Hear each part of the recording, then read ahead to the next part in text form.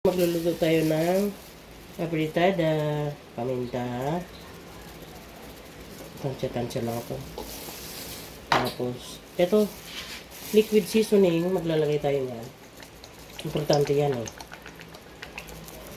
Tansya-tansya dahil. Tapos maglalagay tayo ng toyo, ng nanay natin. Ganon din, tansya-tansya din. Basta alam nyo na yan kung marunong kayo magluto. Tapos, lalagyan natin ng Reno. Baka naman.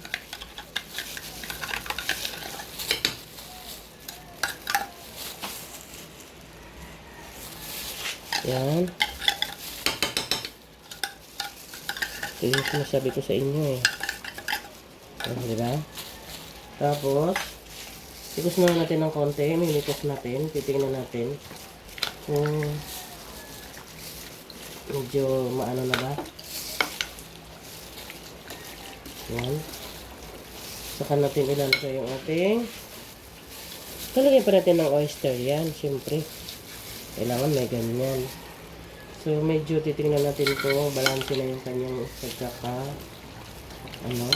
Parang tingin ko kulang pa. Kulang pa siya sa konting toyo lang. Konti lang. Yan. Tapos, mix natin. Maglalagay rin tayo ng konting magic sarap. Yan. Tapos, ilalagay na natin yung ating Filipino tomato sauce. Baka naman. Yan.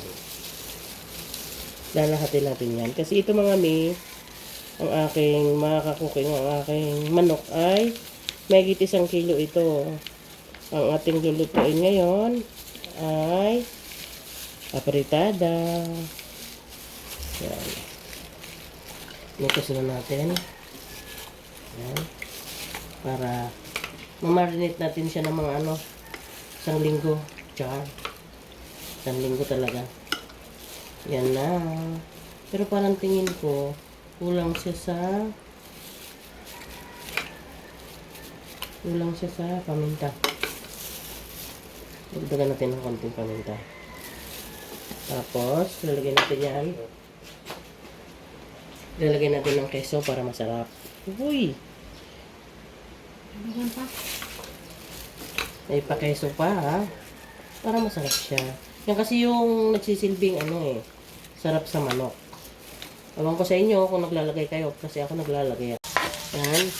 Isa na natin ng may wagang marami tayong bombay. Kailangan maraming bombay para masarap. Marinate ng 100 years. Yeah. Ayan.